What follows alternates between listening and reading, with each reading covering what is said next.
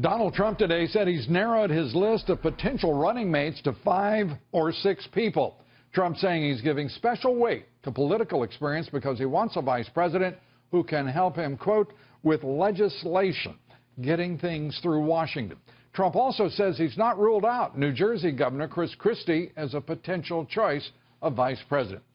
I'm joined now by Trump campaign manager Corey Lewandowski. Lewandowski now also overseeing the campaign's vice presidential search and selection process. Great to have you on the show. Thank you. And congratulations on Donald Trump's amazing march to presumptive nominee of the party. How does it feel today? Look, it's remarkable. And you know what Mr. Trump set out to do back on June 16th? Many of the political pundits and the ruling establishment class said he would never get to where we are today. And time again, he's proved them wrong. Our first poll that came out, he was an asterisk in that poll. Literally didn't qualify as 1% on June 17th and 18th. And within a month... Well, he'd only been in one day, though. Well, but within a month, he was at the top of the polls, and he stayed there and has remained there. And now he is a presumptive GOP nominee, and I think we're going to have a great night tonight, and we're excited. As we're looking at West Virginia, which is going to close in about 16 minutes, we'll have those early numbers. We're then going to Nebraska. That poll doesn't close till 9 o'clock. We'll have those numbers for you as well in coverage throughout the evening here on the Fox Business Network. I want to talk about 3 other polls, if I may, and I don't think you'll be unhappy discussing these polls either. And that is the Quinnipiac poll that we just reported to you at the outset of the broadcast, showing Donald Trump now in a dead heat with Hillary Clinton in Florida, 43 to 42% for Clinton. Ohio, 43% to 39% for Trump. And in Pennsylvania, Trump with 42%, Clinton with 43%. I don't know how many times Donald Trump has said throughout this campaign that he will put states in play that haven't been for a long time. You've got to go back to 1988 when you look at Pennsylvania and George H.W. Bush to see that state won by a Republican. He's got 3 of them right now. Well, what you have is you've got a candidate who has a broad appeal to working class people because he's talked about cutting taxes for the middle class, which I think is something that is desperately needed. He's talked about renegotiating bad trade deals. He's talked about cutting our national deficit so that we're not burdening our children and our grandchildren moving forward. Those messages cut across all party lines. They cut across every demographic there is. It's about putting people back to work. And when you start putting states in play that Republicans haven't been able to do so in a long time, it really changes the map. And not just those 3 battleground states that we're looking at states like New York, and we're looking at Florida, and we're looking at Michigan, and we're looking at places where our bad trade deals in this country have decimated the economies there. Yeah, there are not many states immune to the consequences of those trade deals, and certainly we've seen through those bad trade deals, as you described them, 40 consecutive years of trade deficits for this country. Extraordinary.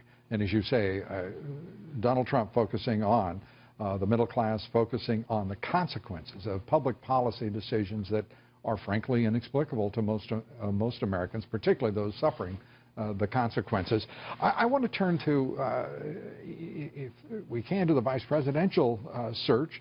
Donald Trump talking about he wants a political person. Can you share with us any further parameters that you're examining in his behalf for the search?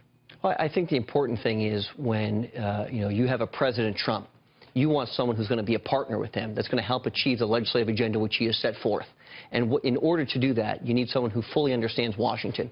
Mr. Trump is clearly the outsider, has run as the outsider, someone who can fundamentally go in and change Washington the way it works. So finding a partner in that's going to allow you to make sure that your legislative agenda is achieved is something that's very important to him. So he's looking at a number of people right now. I know he's talked about 5 or 6 that might be on that list. I think it's fair to say that all those people have had elective office experience at one level or another, whether it's a CEO or the chief executive officer of a state, being a governor, or a U.S. senator or a member of Congress who understands and can help move and shepherd legislation through that process. That's the type of person that we're going to be looking for.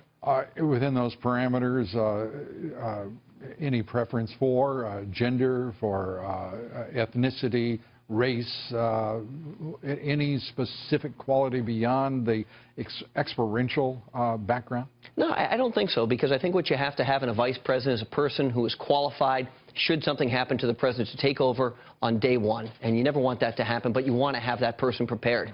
And it doesn't matter if the person is a male or a female, what race they are. It's having the best qualified person for the job, and that's who he will find. And fundraising, now as you're going into the general election, already fundraising has started for the campaign.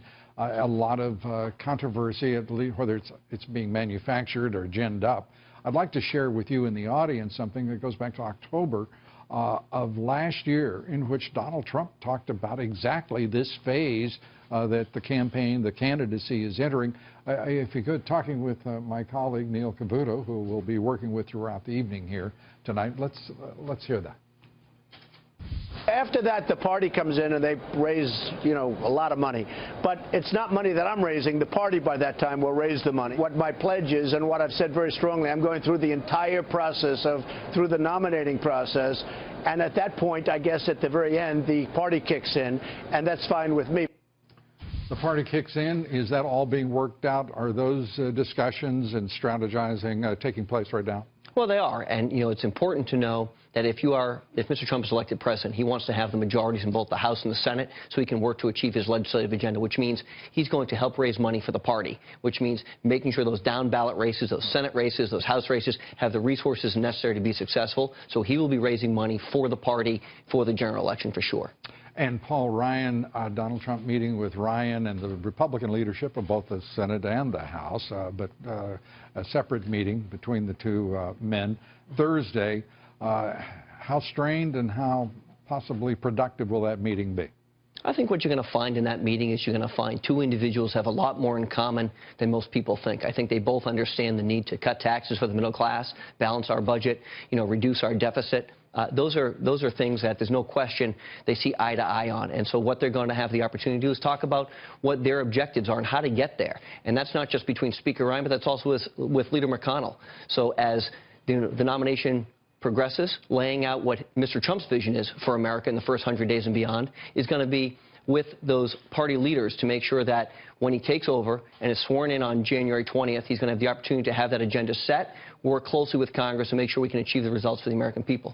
Well, it looks like with the polling and the results possibly from tonight's two primaries, he may have some numerical support, Donald Trump, with the Speaker. It'll be interesting to see.